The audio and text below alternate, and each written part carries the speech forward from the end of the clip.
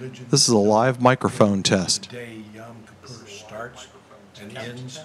1, 2, 3, 4, 5, sundown 6, to 7, sundown? 8, 9, Or 10. sundown to sunup, or sunup to sundown? Or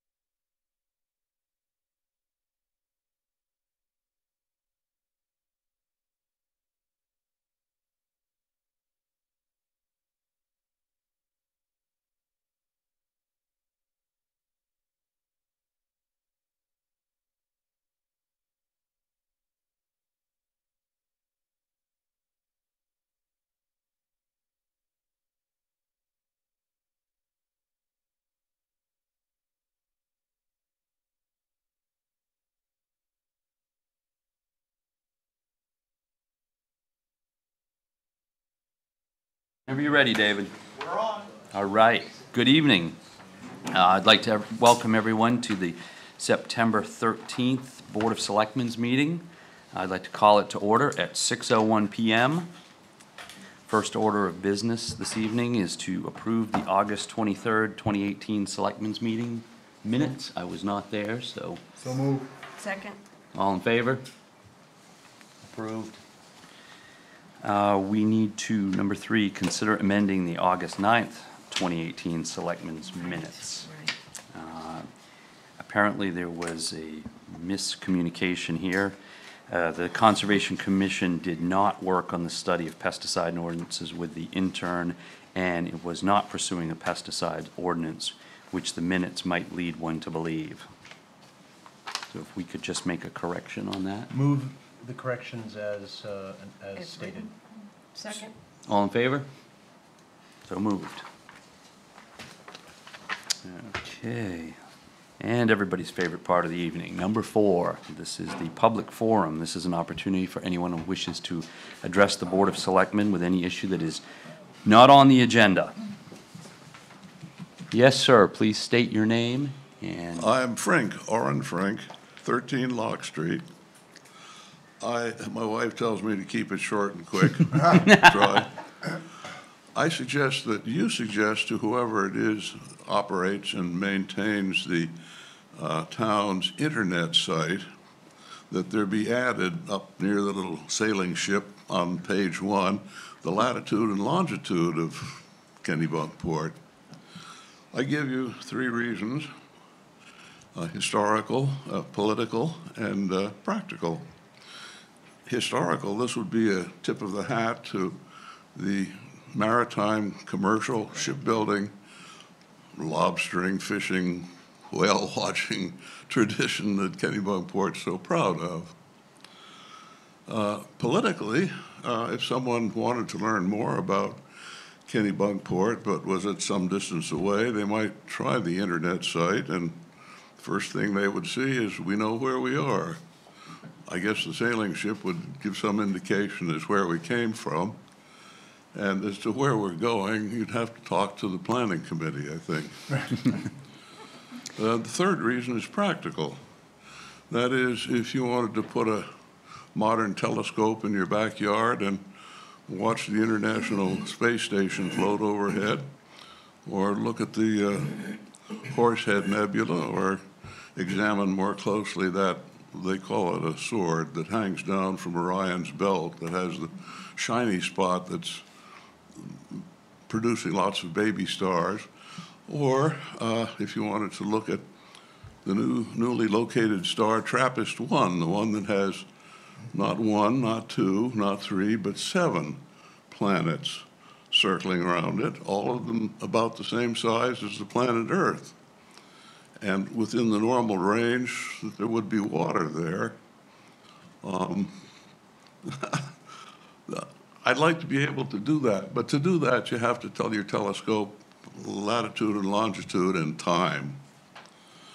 As a footnote, I guess I would say, while thinking about this, but before coming before you, I did see a young woman who was walking near Dock Square. She had a brand new sweatshirt that said Kennebunkport, Maine, and it had the latitude here and the longitude there, kind of sticking right out. And I thought there must be a better way to find out the latitude and longitude. Thank you. Thank you very much. That's a very good idea. I like it. I like it. One question, where would you like us to locate that precisely?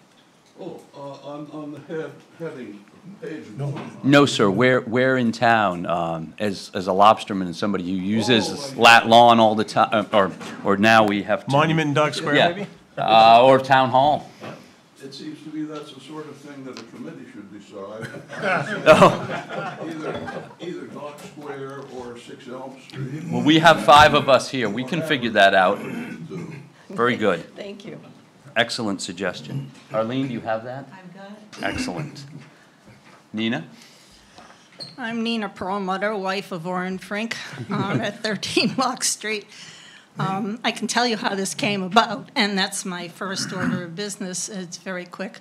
I was setting up a personal weather station, and I needed to know longitude and latitude. And Lauren said, look on the Kennebunkport town website. And I said, I did. It's not there. Anyway, just to announce to you that we now have another weather station on Weather Underground that's in Kennebunkport. And if you want to know, it's between the 15th hole and the 16th tee on my property. So if you want to know what the weather is on Cape Arundel Golf Course and that part of the course, all you have to do is look up Weather Underground, Kennebunkport, and put in Loxland, because that's where it is. But on a more serious note, and I'm going to take longer than him, and believe me, that's the shortest he gets. I've been married to him for 32 years.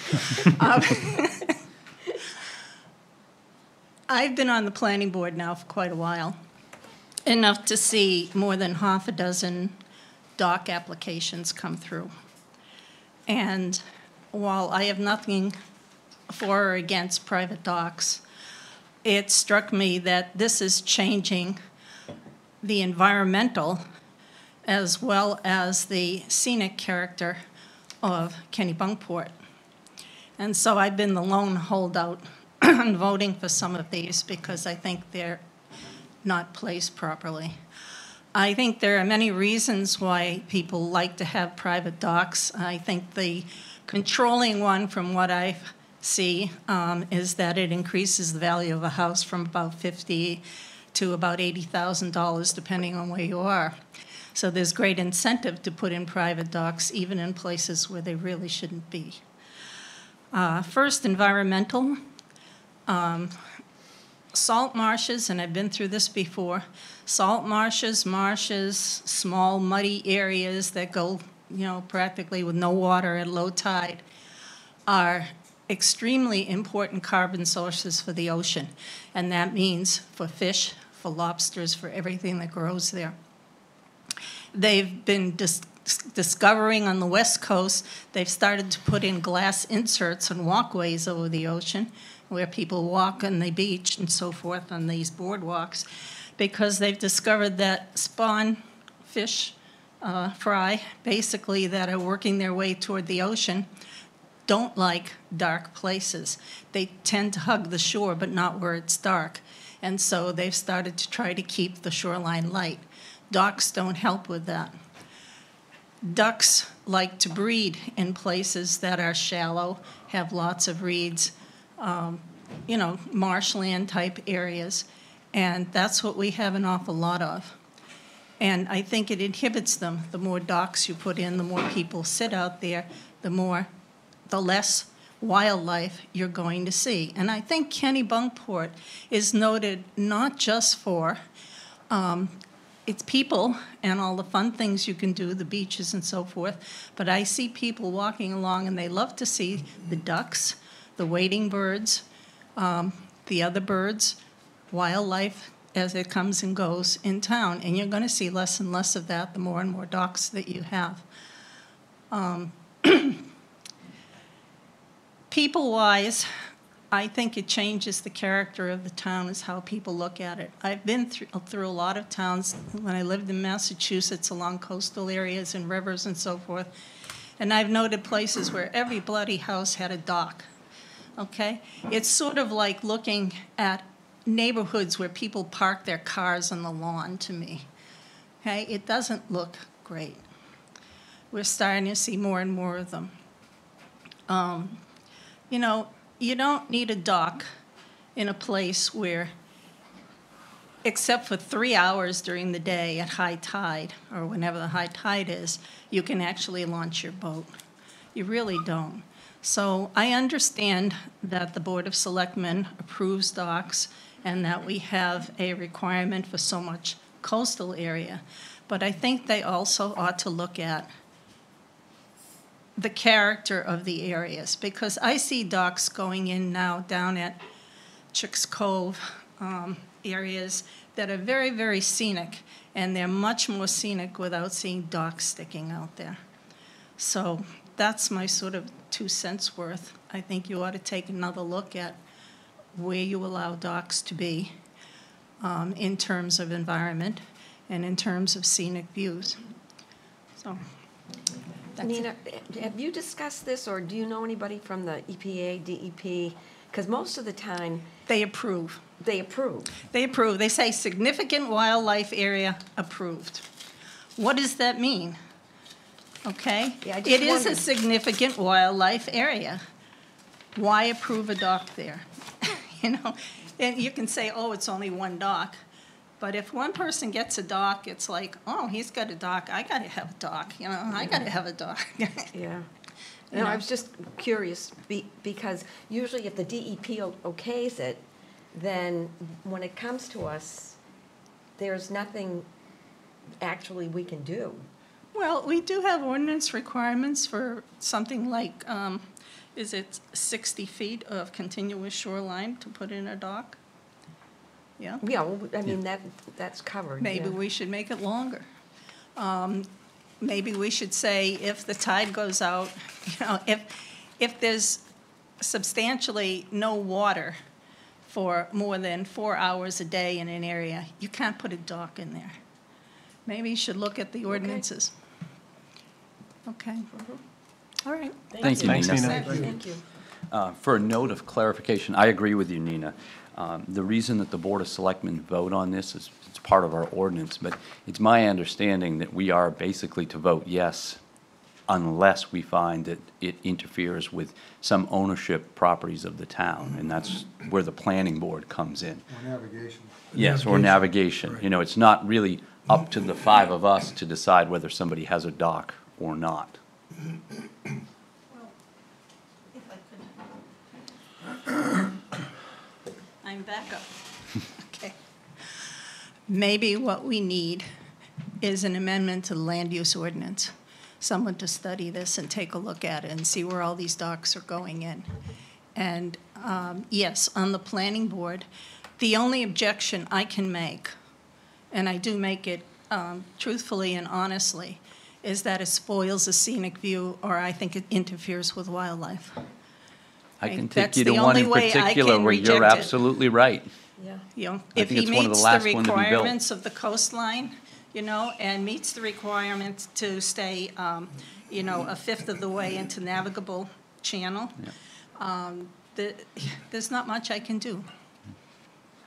I fully support you, and if there's anything that I can do to help you further your goals, please let me know. Okay. Good point. All right, unless anybody else has anything to say this evening, we will move on. Number 5, sign the November 2018 special town meeting warrant. Lori? So this is the warrant for the November election. There are 5 items on the warrant. Thank you. Good night. Thank you, Nina. Question 1 is a moratorium on medical marijuana caregiver storefronts. Question 2 is amendments to the waterfront ordinance. Question 3 are amendments to the victualers licensing ordinance. Question 4 is an amendment to the wireless telecommunications ordinance. And question 5 is authorizing the town to accept a $4,000 gift on behalf of the American Legion Post. So those are the items, and we've had them all reviewed by the town attorney. If the board is so inclined, then you would authorize the warrant. Do I have a motion? Motion to sign the November 2018 special town meeting warrant. Second. All in favor? So moved. Item number 6, approve certification of proposed ordinances.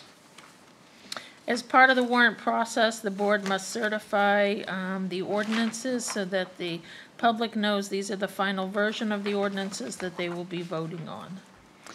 And they're all in your packet. Yes. Yep. I have a motion. Are you gonna do them one by one or in aggregate? You can do them in aggregate if you would like. I think it would make sense to name them. Well, I'll start here. Certification of proposed revisions to waterfront ordinance and order. Do I have a motion? So moved. Second. All in favor? Motion passes. Certification of proposed revisions to victualers licensing ordinance and order. So moved. Second. All in favor? So moved. certification of proposed revisions, wireless telecommunications ordinances, and order. So moved. Second. All in favor? I believe that's all of them. No, there's one more. Where, oh, thank you. Certification of proposed moratorium ordinance regarding retail medical marijuana caregiver storefronts and order. So moved. Second. All in favor? It's unanimous. Oh. That's right, you saved that stuff. Okay, and to the highlight of this evening, the status report from the Housing Committee. I have been waiting for, since you guys were commissioned to hear this, so I'm very much looking forward to it. Well, we've been invited to come tonight, and as chair of the Housing Committee at this point, I've been working with Jim Fitzgerald, Pat Clancy, David Kling, and Bill Dugan with input from the town. We've had Werner with us, we've had Laurie with us, and other people have come in, because the meetings are open after all, so others have been involved. And I think that this is an opportunity to give everyone an idea of just what we are needing to go forward. We've brought a lot of information to the board, and I think it's important for everybody to hear it. So we're going to start with Pat Clancy.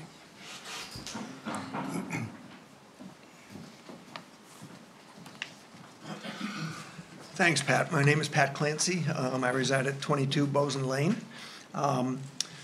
So, declining enrollment at the consolidated school, less younger volunteers for critical town work, fewer and fewer working people able to afford to live in Kennebunkport. These are some of the warning signals of Kennebunkport's unique character as a year-round community being in danger of being lost as it becomes increasingly a seasonal resort. Your concern led you to appoint a housing committee to consider what could be done to expand the availability of housing affordable, particularly to working families in the town. We are here to report on our work and discuss with you the next steps. I've just described the why of this effort. Let's explore now the typical other 4 W questions. And let's talk next about the who. If you look at the back, at the chart, at the back of the report that you have. Do you have a chart that will go up there? We don't. Yeah. We don't? Okay, don't. I'm sorry. I have some, well, okay. Continue, sorry. All right. So I'm just going to highlight a few of these. Again, the attempt with this chart was really to illustrate the types of households that we would be working to house, to really be concrete and kind of specific so that we could all have a sense of that. It was put together based on census data about typical numbers of working adults per household, Bureau of Labor Statistics average wages, Social Security Administration data on retirees' benefits, and Kennebunkport employment information, much of which was in the housing study that was done a year ago. So first, let me just highlight a few examples. So a town equipment operator and a paralegal, having 3 children, would have an income of just under $100,000. For that family of 5, that's 124% of the area median income, but that's not enough to afford to buy a home in Kennebunkport. A school teacher and a landscaper with 2 kids. They'd have an income together of, on average, $68,000. That's 94% of median income for a family of 4. Again, they wouldn't be able to afford to buy a home in Kennebunkport. A social worker with 2 kids would be making $46,000 on average, 71% of the median income, not enough to afford to live in Kennebunkport. And finally, a retired person with total income of $35,000 a year would be at 70% of median income for a single-person household, and often unable to continue to afford to maintain a home or to buy an alternative home in Kennebunkport. And that retired and overhoused homeowner can also be valuable not only by providing housing that that retiree can move to and stay in the town, but also by freeing up that family-size home, if you will, for the possibility of additional working families to become a part of the town. So we've been looking at basically household incomes from the mid-20s up to $100,000.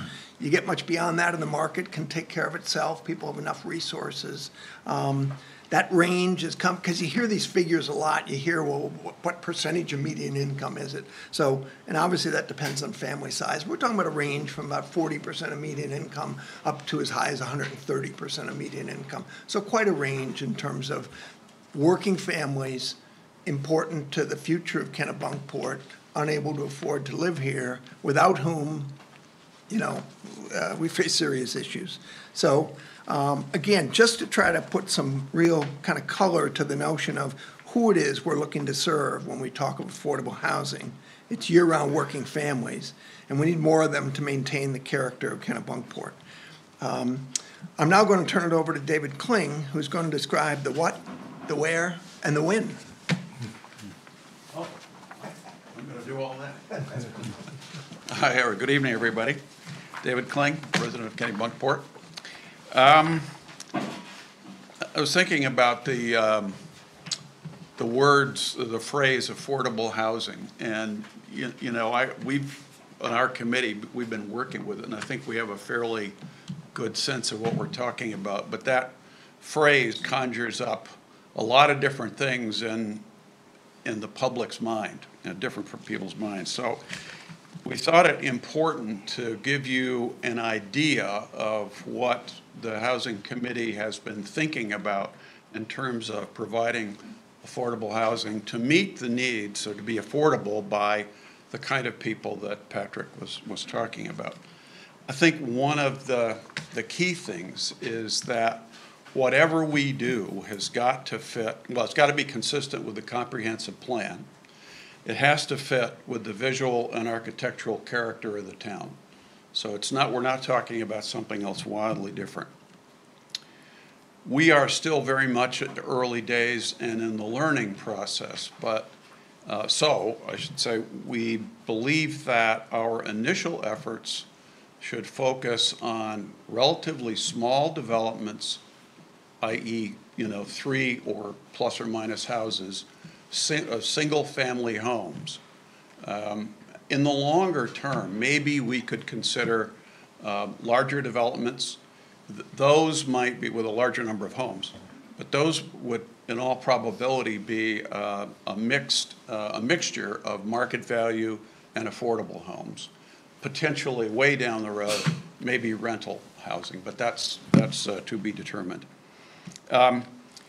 We would expect that whatever we do in terms of providing affordable housing would be scattered throughout the town. We're not talking about just one place, but here, there, and everywhere. It really has to fit in with the town and the town's character. In fact, if you drive around today, or drive around Kennebunkport today, there are a number of homes that, in terms of size, scale, architecture, et cetera, you know, small cape, whatever, which would really fit the model of affordable housing. And we believe, and Bill will talk a little bit more about the finances, we believe that it is feasible. One of the key things that is going to have to happen is that we will need to have land donated. And the committee has recommended or recommends that the town consider donating appropriate parcels of land to help to this initiative. We would also hope in the long run that there would be individuals that might be in a position to donate land and or houses as well. This is definitely a long-term initiative. You know, we would hope to see something concrete within a few years, but it's going to take a long time for whatever we do to have a significant impact on the town and to meet the goals of keeping year-round residents here. I think everyone should appreciate that there are several criteria that it would apply to affordable housing units, and we're not reinventing the wheel here. We're seeing the similar kind of things being applied in other towns that have done affordable housing, like Mount Desert Island, et cetera. Applicants would have to meet certain income standards. The owners would have to live in the units full-time. There would be standards of maintenance and upkeep. The units would have to remain affordable when resold, and there are a lot of different ways that that can be accomplished. That's kind of the trade-off for people moving into affordable housing, or one of the trade-offs. Units would have to meet certain design standards. You have to be compatible with the neighborhood. They probably have to be energy efficient. This is a level of detail we would have to work on going forward. And we would think about, maybe there are things we could do to provide incentives to attract individuals and families that would in fact have children that would go to consolidated, that would volunteer for the fire department, chems, or whatever, or different boards in town. So that is the gist of what we think we're going to be trying to do. So thank you. Very good. Thank you. Thanks, David.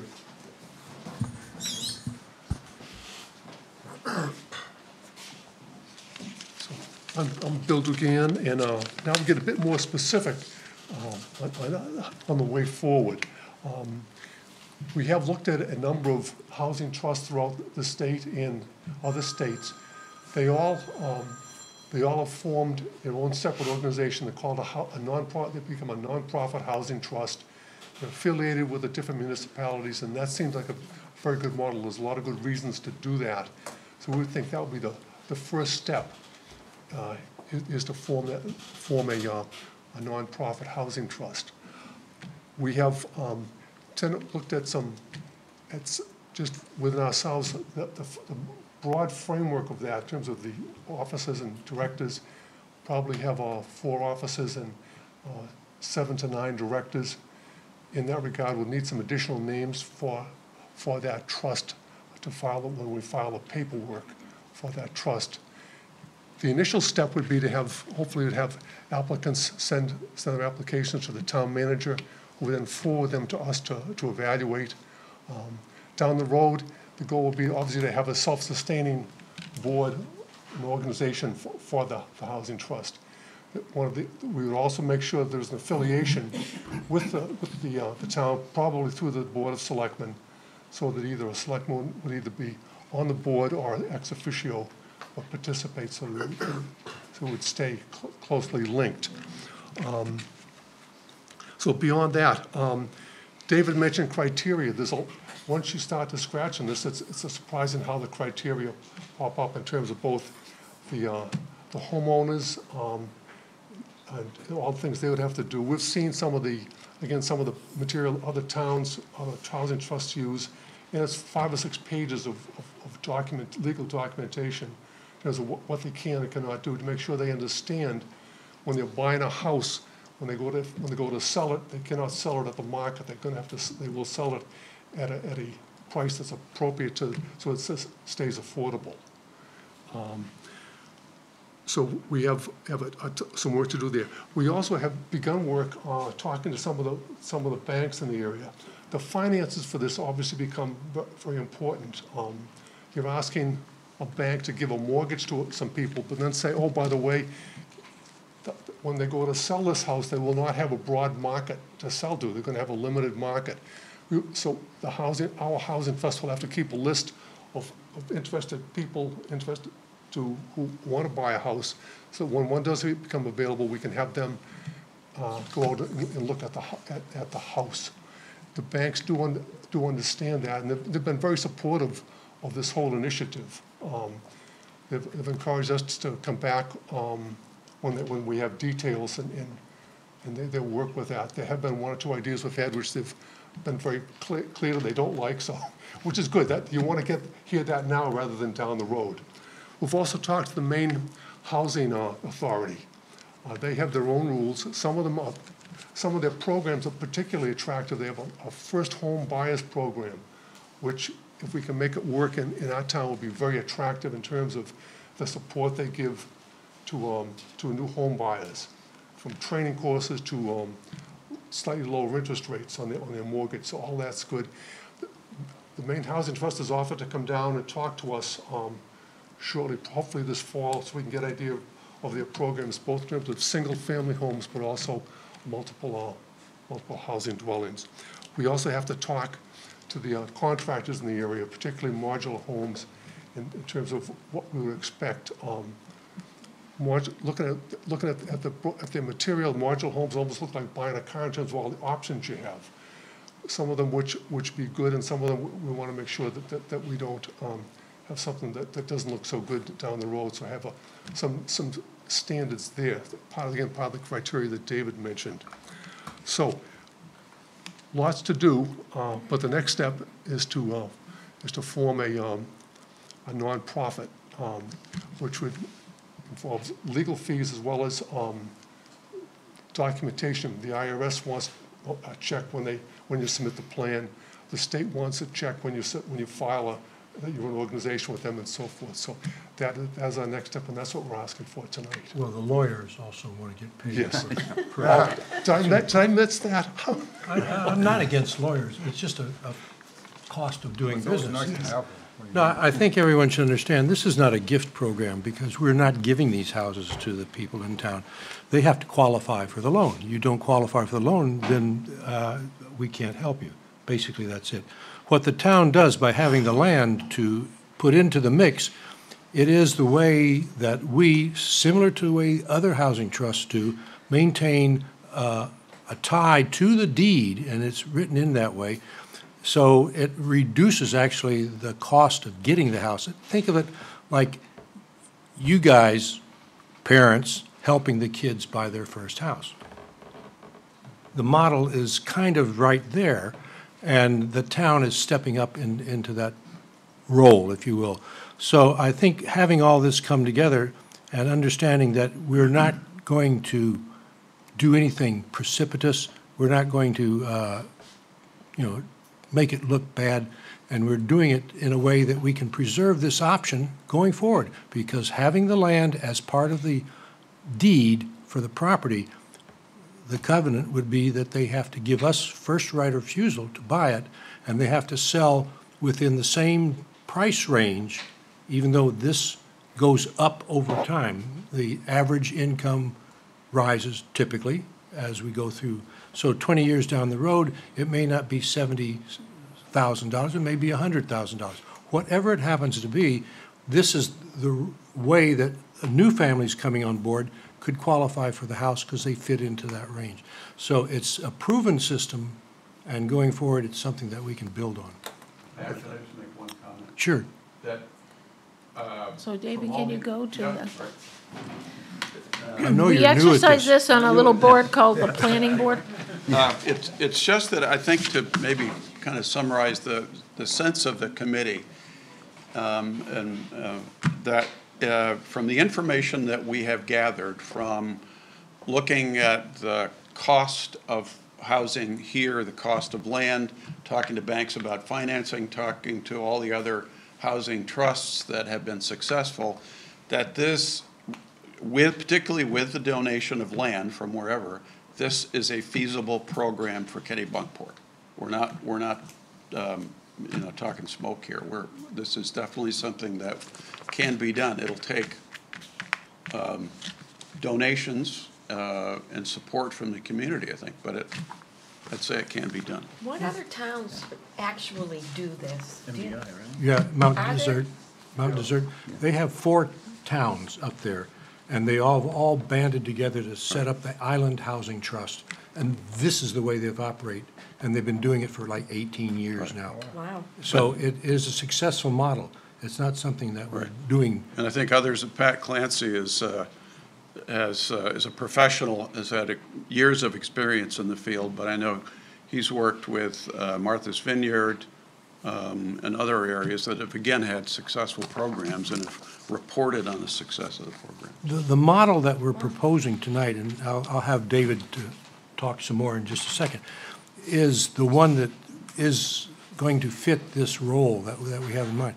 Keep in mind, having a 501c3 set up so any donations of land or money, whatever it is, can be written off by the donor. There would also be a 501c4, but that's coming along later. It's a different mix to the thing, but it gives us the flexibility of addressing ongoing a broad market. Dave? Yeah, just a quick question, Pat. Is the housing trust totally independent, or is it accountable to the town management? At this point, it's basically totally independent. I think it's if you want to consider it an adjunct in it, I don't even want to use that word. There's going to be a dotted line to the town, because you're going to have representation from the Board of Selectmen and from the town code enforcement officer, if you will, involved in the decision-making going forward.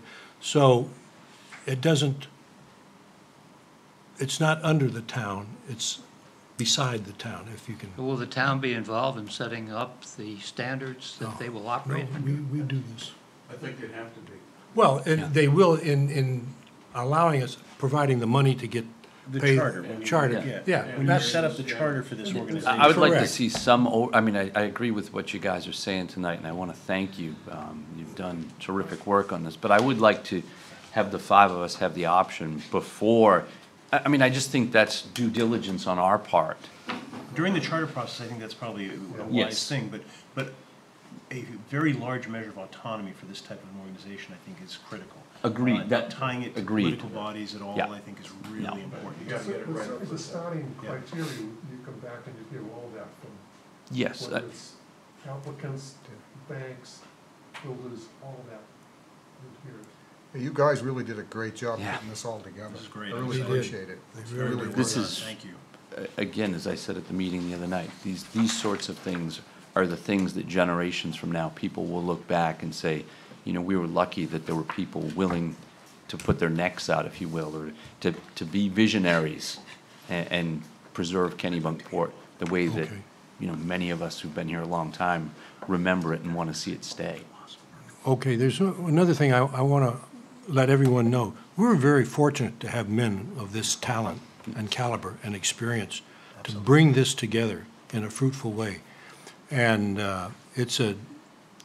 I compliment to our town and the kinds of people that we've attracted to work here.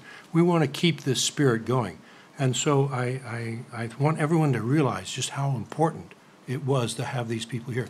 You cannot pull this thing together in the 6 months that we've been doing it on your own, as you're feeling your way in the dark or doing it for the first time. So we've brought a rich team together that has enabled us to move this far, this fast. We're really lucky. And Yes. we're very lucky. We are seeking other people to be on this trust. We've got 4 officers at this point identified. We will come back to the Board of Selectmen after, in a couple of weeks, let's say, and put some more names and numbers and flesh to the bones. Excellent. All right, so it is my understanding that you are looking for some financial contribution to get this off the ground so you can become a 501. You said C3 to start, and then later on, you're going to work on the C4 paperwork? What's the ask? Okay. So it's my understanding that $8,000 are to be appropriated, provided this board sees fit. So moved. I'm not, before we sorry. go that far, I'm not sure that's going to be enough, Ed. I know there's 8 out there. You don't have to spend the money. I mean, that's not why we want the money. But we don't know some of the costs going forward. Well, can we start with 8 and you can come back to us? Well, Lori, do you have an idea as to what an appropriate seed fund might be? I think that when we asked for some budget from the attorney that we're working with, it was about 8, I would say. The question is if there's follow-up work that needs to happen because the IRS kicks back additional questions. That's Why don't we say my 15, not to exceed. Not to exceed, and, you yeah. know, we have to approve the disbursement of it anyways, right? Right. So, Not to exceed 15. Do we have 15, Laurie? Well, it's September, and so, Yeah. and so I've looked in my crystal ball, and I don't see anything on the horizon, but that can always change. But, I mean, that's kind of a yes, random that's the flexibility I think we need. How much was that? I couldn't hear. 15. Not to exceed 15. I'm all for it. So that's my motion. There you go. Second. All in favor? Good luck, gentlemen. you. Thank you very Thank much. you. Thank you all so very much much. for coming. 15. 15, David. Yeah. Well, it was, Yeah. Abracadabra. Yes. Okay, moving on. Thank you all so gentlemen. much. Very much. All right. Hi, Tom. Number 8, consider the sewer abatement request for Sarah Young. Okay, we have, Mike Claus coming to the microphone. Hello. Back in 2011, we found that Sarah Young property had 2 apartments in it, and we back charged her for 2 units at that time, going back 3 years. Subsequent to that, we went back and looked at, and met with Sarah, and looked at the apartment and determined it did not have a kitchen in it, and that she really should only have been charged 1 unit. So we changed her charge back to 1 unit. But we never rebated her for the 3 years that we back charged her for. So she has come back and asked us to look at that, and we think, since we found no kitchen, there was no evidence of a kitchen, that she should actually be rebated for those 3 years that we back charged her for. Fantastic. I would move that we do that. Second. All in favor? Motion carries. Thank you, Mike. Okay, number 9, consider appointment to the Zoning Board of Appeals. All right, so Zoning Board of Appeals are 3 years on a staggered basis. And tonight we have 2 volunteers this evening. Sue Ellen Stavrad, did I get that correct? You did. Thank you. And Kevin McDonald. Both of them are eminently qualified, however, we can only choose one. Do I have any suggestions from? Do you want to invite them to come? Absolutely, Yeah. yes. Suzanne, would you like to speak first?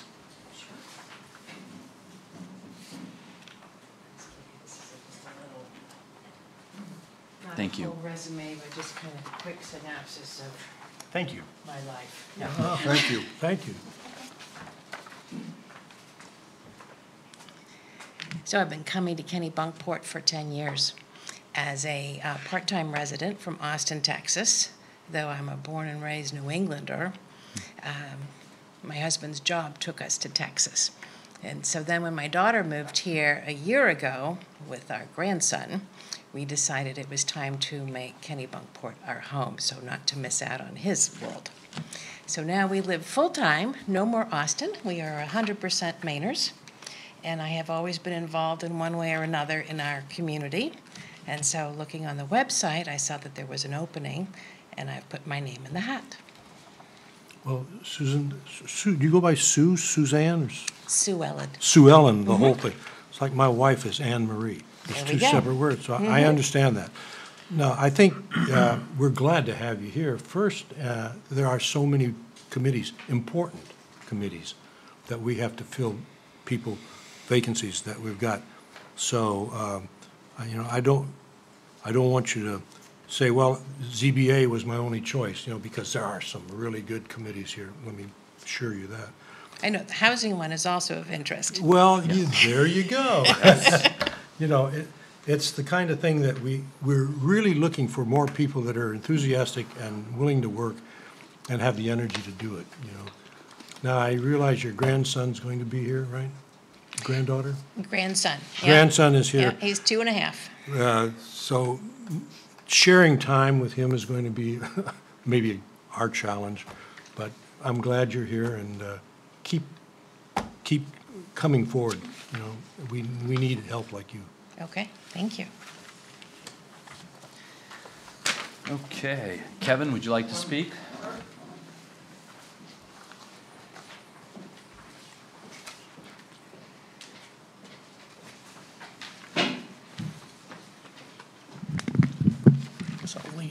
Hey, good evening. Kevin McDonald, 7 Capestone Drive, Kennebunkport. My wife and family and I have lived in the Kennebunks since 1992. I have 4 children. 3 of them have graduated from the Kennebunk schools. And My last one, my straggler, is a senior this year, and will graduate. I work at Pratt & Whitney, been there for 35 years, Director of Engineering, and been involved in community every place I've lived. And I saw this opportunity and wanted to be involved in the community. I was ostracized by Pratt & Whitney down in Connecticut for 5 years. And while I was in Connecticut, I spent time on a zoning board of appeal in the town of Hebron. So I have a little bit of experience being on a zoning board of appeal. And I saw this come up in the newspaper and applied for it. Well, I want you to know that I have nothing but great admiration for Pratt & Whitney. I've been flying airplanes with your engines in it for longer than you've been working for Pratt & Whitney. Fantastic. And I love before it. that, my father was flying airplanes with Pratt & Whitney engines in it, before your father was born, but be that as it may. And my father started at Pratt & Whitney in 1950, so. This is getting How do very you deep. like that? How do I get out of this hole? Welcome. Thank you Yeah, for thank coming you. forward. All right. Two great applicants. Yeah, Yes. without a doubt. Yes, and to whomever is not selected, I hope that you heed Pat's words and come back Yeah, to we us. still Because have a job for this whichever board one it hires is. every June, so. Yeah, we're up every Yeah. June. Somebody on our board steps up. Okay. And I've known Kevin, I have to say, I've known Kevin since they moved here. His boys and my boys have been friends for a very long time. I have to say I'm not sure that. that speaks well of him. Yeah, I have to say that, Don't hold it against him, okay? Chief, Kevin, I see you're a member of the Atlantic Firemen's Educational Association. I was on that board for 10 years. I was the vice president for 4 years. So that's Atlantic Hall, for those of you who don't know what it is, what I'm talking about. But I hope you continue to stay on that. It's a wonderful board. Do I have a motion from the peanut gallery over here? I will. He means you, Alan. He's been awful quiet tonight. I would like to make a motion to have Kevin on the board, since he's had experience with the zoning board of appeals. But also, you're welcome. There's so many positions available that I know you would fit right in, Sue Ellen.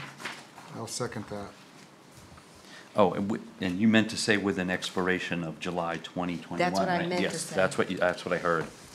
Okay, I have a motion and a second. All in favor? Thank you, Kevin, and thank you very much, Sue Ellen, for applying, and we do hope to see And we you do again. have a job for you. We Yes. really That's do. I hope you keep my name in the hat. We will. We And will. so we shall. You brought What up are you a- doing for Christmas prelude? There we go. I'm also volunteering in the chamber, so I'm probably going to be doing something there. Yes. You will. But there is the housing. Yes, for sure. Okay, moving along, item number 10, discuss E911 addressing. Chief Everett, would you like to speak to us this evening? Sure. Just a real brief synopsis of where we've come.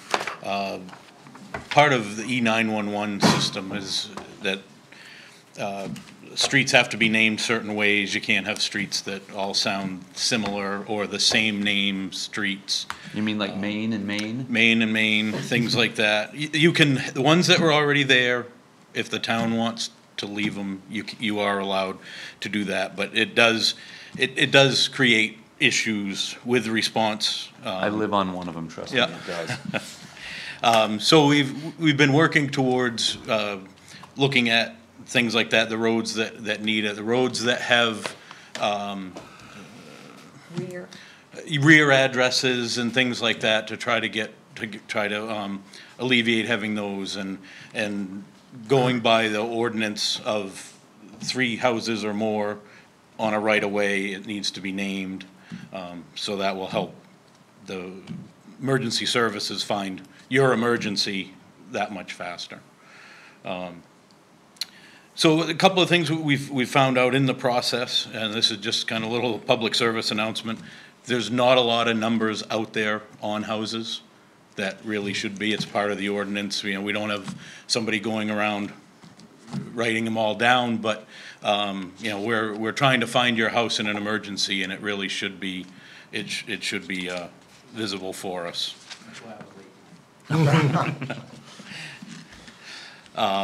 But there, so the state had come out with considerations for doing naming of your streets and things like that. So that's where we're at now. And one of the things to get rid of the rear addresses and things like that is to end up renumbering either some areas of the streets, if there's space for that type of numbering, without having to reuse a lot of the numbers.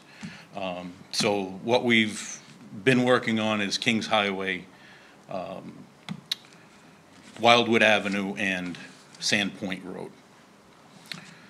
And that's, and Sandpoint isn't a total renumber, but Wildwood Avenue and Kings Highway would be, on the simple fact that we'd be using over 25%, or around 25% of the numbers again.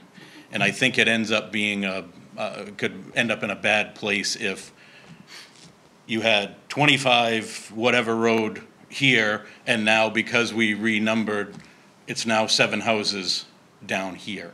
Right. So the plan for like Kings Highway would be the highest number is in the 300s. So we would start at 400 at the west end. And so the same numbering as it is, it's going to ascend from the west to, from the west to the east. And it would start at 400. We'd have things in place where once that does happen, that it wouldn't, dispatch would be able to go, and if somebody in a panic said, I'm at 225 Kings Highway, they would know to look that, all right, well, 225 is now whatever. For the moment, because we know that can happen in the heat of the moment, but we want to get rid of that possibility as well. So that means everybody has to change? Every one of them will have to change? Unfortunately. Ooh, On Kings Highway? be some kickback over that. Oh, Yeah, we're going to hear about that. Oh, we already have. And more, those that weren't affected the first time. So our plan with that is to, there's about a dozen addresses, houses, however you want to say it, that I need to take another look at, and maybe the safety committee for the town make some decisions on what they should be. Because there's a couple ones that don't quite fit. You know, the ordinance doesn't cover absolutely everything, but we should have an official notice in October easily of a changeover date as tax day, April 15th of 2019, to have the new numbers up. But like I said, we should be able to send out notification letters by middle of October at the absolute latest. Are you going to standardize the size of the numbers, or the presentation? It's actually in the ordinance. It calls for what the size should be, and if your house is 50 feet or less from the road, it can be on the front of the house. We want it near the front door or entryway. Right. If your house is more than 50 feet, you should have something at the end of the driveway, on your mailbox, on a post, on a fence, on a wall, what have you. Well, I was thinking, I went to a friend's house the other day. He's got a dark brown house, very attractive, with black numbers. Yeah.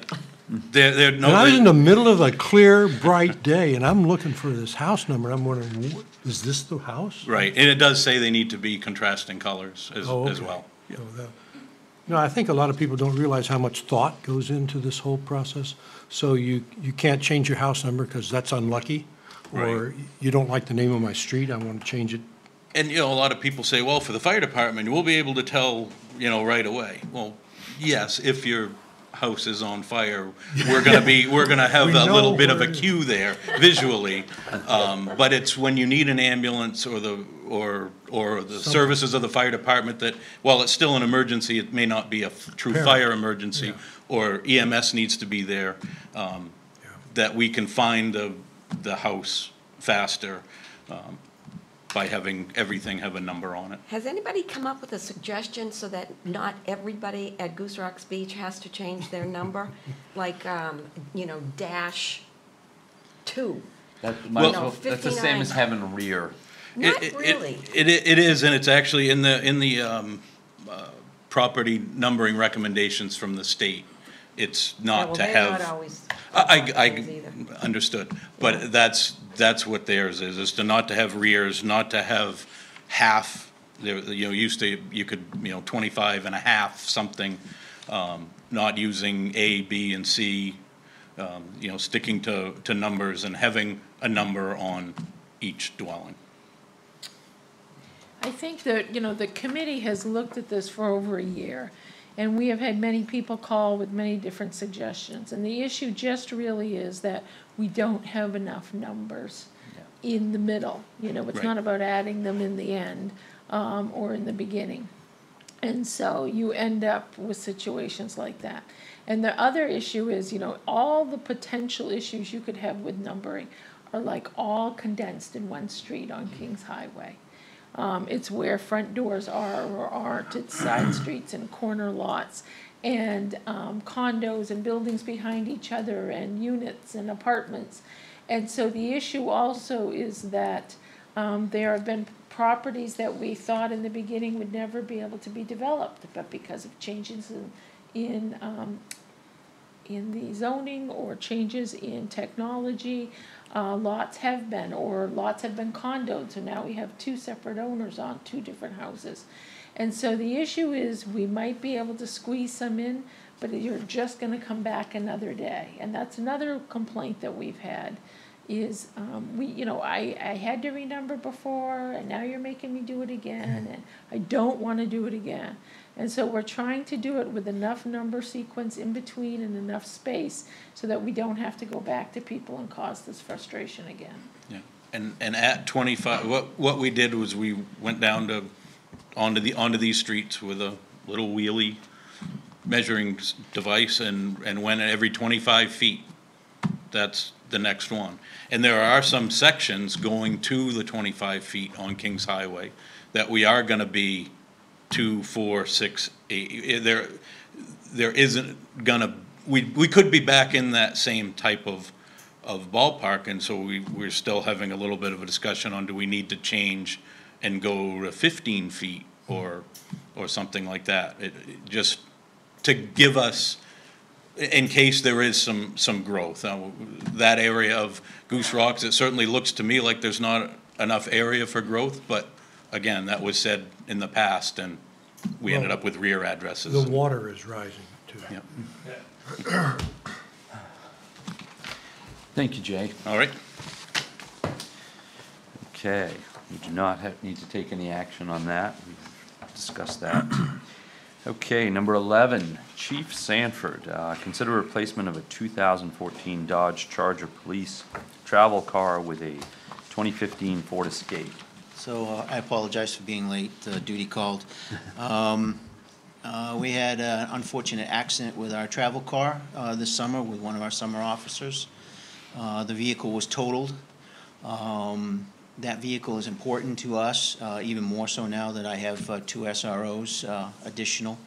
So I shopped around and I found a vehicle, so I tried to think down the road, not just replacing the vehicle, but with some thought behind it. So the Escape that I currently have is 2010. It's getting its age. So in the thought process, this vehicle would replace the car that was totaled, but also serve me a dual purpose that I could replace the old Escape that I have and use that for a period of time and then eventually trade that out. So I'm going to gain the car and replace it, but I'll keep that old Escape for a little bit, but eventually trade it down the road, and this would replace it. I'm going to use. Looks like a good deal. Yeah, funding-wise, we got just shy of $10,000 for the wrecked vehicle. That's not enough for this, and then I would use the rest remaining out of the pick of it funds to help finance the purchase of this vehicle. And we are in dire need of it. I would like to make the motion to replace the 2014 Dodge Charger travel car with a 2015 Ford Escape at the cost of $16,200. And authorize the use of $5,800 from the Picket Fund. Yes. Thank you. Second. All in favor? Thank you, folks. Thanks, Chief. Thank you, Nice, Chief. good shopping. Yes. Yeah. I'll take him with me next time I go car shopping. No. Gun helps. Yeah, bring your gun. Okay. We need to sign the municipal valuation return. Laurie, would you like to speak to this? Yes, Becky Nolet, your assessor's agent, is not here tonight because she's supporting Werner Gilliam, who right now is getting the Municipal Employee Award from the Chamber of Commerce at their annual dinner. That's right. Yeah. But she would tell you that here is the municipal valuation return. You know, we do this on an annual basis, detailing our valuation for all the state data. And as you know from our previous discussions, our certified ratio this year is at 97% of market value, but our quality rating is still in good stead. Okay. Do I have a motion? So moved. Second. All in favor? So moved.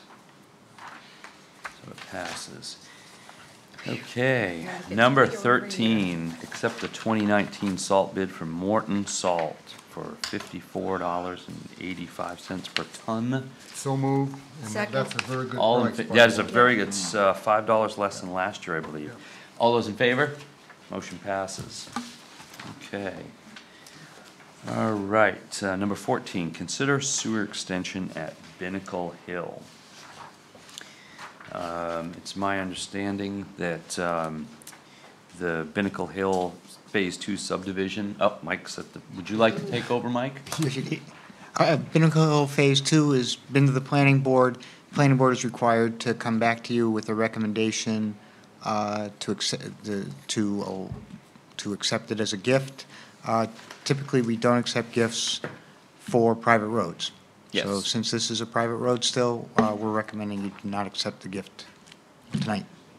Do I have a motion on that? Not to accept the gift? Yes. So moved. Right. We don't want? Actually, we don't even need to No, vote. why We do don't we- have to vote because we're not accepting it. We haven't got to vote on that. That's right. I have it in my notes not to vote if we Good. didn't accept it. Lori, question. Yes. What were you gonna say? I was gonna say, I think that it does make sense if you vote to not bring this to the voters. So you are voting in the negative, but to vote that you are not bringing the conditional gift to the voters. What she said. I make that Do I have a motion. second? See, the wastewater ordinance requires them to Okay. offer you a I see. gift. Okay. And then you have to decide whether or not the gift goes to the voters. So in this case, that's the action you're taking, is to not bringing it to the voters. But sometimes when no action is taken in history, as people look in the future back at our decision tonight, they might wonder, well, why didn't they take a vote? And so taking a vote of some kind would help clarify the record. So did I hear that you made a motion, Make a Sheila? motion There not, was- not to accept the Because extension. it's a private right-of-way? Correct. Okay. Second. All in favor? Okay, motion passes. All right, number 15, accept street opening permit for JTJ Development, 3 Pier Road to install drain line for basement drainage. And Mike is back at the microphone. I don't have any problem with them putting their perimeter drain into the catch basin, but they're going across another piece of property. The owners told me they are going to get an easement to go across that property, so I recommend you approve the street opening conditionally that they get an easement to go across the abutting property. How long, when do they want to do this, Mike? I believe they want to do this fall. Okay. And as far as I know, there's no pavement there's no intrusion in the pavement. They're going to be in the Okay. shoulder. Do I have a motion? Motion to accept the street opening permit as long as they, Conditional. Get the the easement? condition of an easement. from the neighbor. Second. All in favor? Motion passes. Don't go anywhere, Mike. Number 16, accept street opening permit for TH Enterprises LLC, 51 Langsford Road, to install underground power to residents. So this one is where someone is renovating a house that has existing power overhead. They'd like to go underground, and we've just paved the sidewalk. Typically, we have a 5-year moratorium on cutting into a new street. This is a sidewalk, not as important, but still, you know, we have paid to pave that sidewalk, and it's new. So I would recommend that we either from the cut to the end of the sidewalk, which is at Langsford Road. Is that Wood Road to the cut? Yeah. All from Wood? No, to, what's Greer? Is that Greer Road? Greer Road. It's right across the street from Greer Road is where the sidewalk ends. Right, coming up. And how far back are they gonna pave? They're the first house on this, from the end of Is this. this Harrington's house that he's totally doing over? Yeah, so yeah. the corner of that property is Wood Road, where Barbara Wood lived. That's Wood Road, isn't it? Okay. That's on the back side. That's the back. Yeah, but it's here. They're looking here. This Barbara is Wood. Langsford. Yeah, down by your house. Yeah. Wood Road is Back. way in the Oh, back. all right, So you're that's the good name. with Okay, this? I'm thinking this right away I'm here. good with this, just having them Where paved Barbara from the Wood cut lived. What to was the the end of name the of it? sidewalk. Wood Road. So there'll be She's there'll be on one Wood Road joint is back here. in the sidewalk. Yeah, well, what's this? That's just a driveway. Okay, so there is no name. So we're gonna pave from the driveway to Greer. Yes. To the end of the driveway. No. At the owner's Are expense? they going across, they're going across the road, No, they're just going. just to the sidewalk? They're from that pole is on the inside of the sidewalk. They're coming down the pole and across the sidewalk. Okay. Right, pretty much in the middle of the And there's property. the sidewalk. Okay, So so they're they're just gonna gonna pave come from across the their sidewalk. driveway to Greer. If that's what you want, Yes. we will have them do that. Well, that's up to the 5 of us. And do I have a motion? Wait a minute, if they're not going to tear it up, didn't you just say they were only gonna tear up the sidewalk? Just a the little sidewalk. spot. Yes, So just that, so they don't have to replace anything to Greer Road? Yes, so The Sheila, side- when you pave over it, if you just pave a little bit like this, it will peel up. That's why you want them to pave the whole thing But again. you're not going on the road. So this is paving the sidewalk. paving the sidewalk. Yeah, it's See, just the sidewalk. see here? They're gonna cut that chunk out of there, and if you only pave from there to there, it will peel out. So Right. what we want them to do is pave from here down to here, since we spent, the taxpayers spent all Greer this Road money. is across the street. I know, I'm just Yeah. saying Greer Road is sort of the marker of where the sidewalk ends. It ends almost right across the street from Greer Road. I'm not trying to be obstinate, I'm I'm just s- trying I'm to make sorry. sure the taxpayers get what they paid for. Yeah, I'm just trying, that's, the sidewalk ends across from Greer Road. okay. So you're saying paved from the cut Yeah. So to this is where Barbara drive- lived, the, I forgot. The end of the They- sidewalk. end of the sidewalk at Down Greer. to here. Yeah, and Okay, that's, well, you kept saying to Greer Road Road's over here. that's not all the way to their Okay. driveway. That's That's about what I half of their didn't property. understand. To the Brary's house. Yep, gotcha. Okay, Let's get out of the rabbit hole here and do some. Yeah. sorry. Yeah, Go. right. Yep. Do I have a motion? So moved. Second. All in favor? Thank you, Mike. Thank you. Okay, and on to the next page. Number 17, consider joining Raising the Floor Coalition for minimum/low receivership school districts. Lori, I'm gonna let you talk about this. So the Board of Selectmen received this correspondence from Pretty Flaherty, and they are writing on behalf of the Raise the Floor Coalition. This is a coalition that they are forming to promote legislation to make school funding more equitable by ensuring more state subsidy for the minimum receiver municipalities. And as you know, Kennebunkport receives, if you look at the state website, no funding for schools. They are asking that everyone who comes forward and joins their coalition gives an average of $5 per student, and that for us would be about $1,850. So the question is whether or not the board has any interest in joining this coalition, let alone donating funds to it. I don't. I think it's a great idea, but I don't think it's gonna go anywhere in Augusta. It depends on how much the state has to give. Well, they would have to change the formula. Mm-hmm. So right now, the formula is built very heavily on valuation, and there's no base minimum that everybody gets. And so you would be fighting the battle of changing the minimum. Well, I think historically, we don't join these kinds of efforts because, you know, You're happy where to do you, contribute. where do you start, where do you stop? You know, it's that kind of thing, so. When it comes to schools, we're used to giving, so. Well, the point is, the concept of joining a coalition is not something I see as a responsibility for the town. Is it going to benefit the town? Maybe, That's a big maybe. and it's a big maybe, right? So I'm not in favor of Well, joining, I'd like a vote on this. okay? So Pat, your motion says that you vote not to join this coalition? I do. Do I hear a second? Second. All in favor? Thank you. The motion not to join passes. Okay, and now on to some really good business. Number 18, accept a $1,000 donation from the Steel Irrevocable Trust to the Nurses General account. So moved, and thank you very much. Second. All in favor? Motion passes. Number 19, accept a $50 donation in memory of Agnes Steele from the Goose Rocks Beach Fire Company to the Nurses General account. So moved. Second. All in favor? Motion passes. Number 20, authorize the school resource officer agreement with the town of Arundel.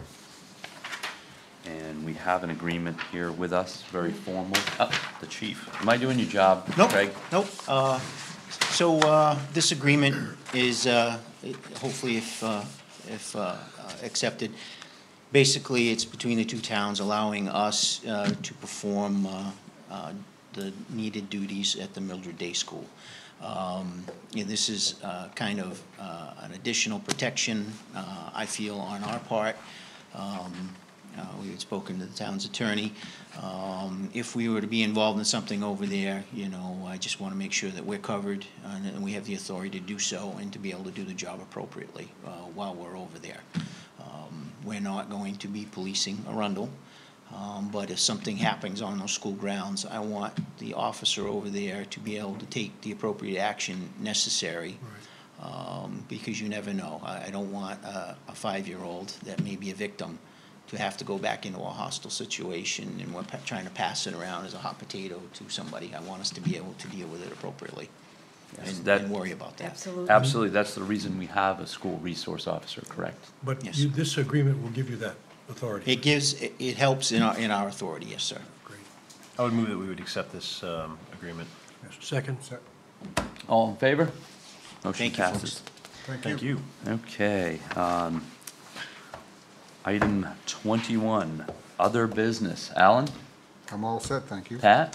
I do think we should bring it up that Werner is getting an award tonight, and a very Richly deserved one. richly deserved reward and recognition for the hard work that he's been doing. So I compliment him and wish him well. Yeah. Here, He here. is a hard worker. Congratulations. Yes. Stu, do you have anything? I do not, thank you. And I'm good. Okay. Lori? I'm all set. And the only thing I would like to say is I'd like to remind everybody that next Wednesday, the 19th, we will be having a special town meeting right here in this building to discuss possible purchase of an 85-acre parcel for the price of $10 million. So I think that's very important, and I hope that everybody who's interested in this, one way or the other, attends. So hopefully we'll see you here next Wednesday. Move the warrants. Second. Second. All in favor? So, okay, and at this point, we are going to go into executive session pursuant to MRSA Section 1, Paragraph 405-6D to discuss union negotiations and also to discuss consideration of the acquisition of real property. And not another one, yeah. And we will not Hey, David, be coming out of executive session this evening. David, James, do you want this? Was ist das? I think Oh, I have it. You did, I didn't know if it came through. And I even forwarded it to Oh, all okay. KR email. All right, just want to be sure, thank you. Thanks. Thank you for coming out, David. We'll see you on Wednesday. Yeah.